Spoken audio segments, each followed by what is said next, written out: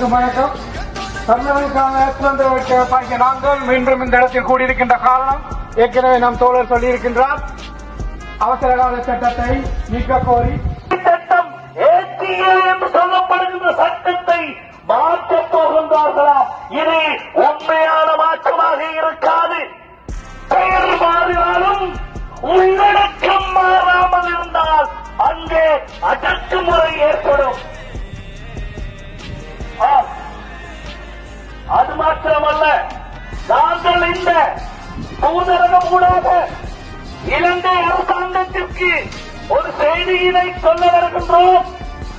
அதாவது ஏற்படுத்தப்படுகின்ற இந்த புதிய சட்டமானது சர்வதேச இருக்க வேண்டும். கருத்து சுதந்திரம், தொழிற்சங்க Sri Lankan government, Sri Lankan government,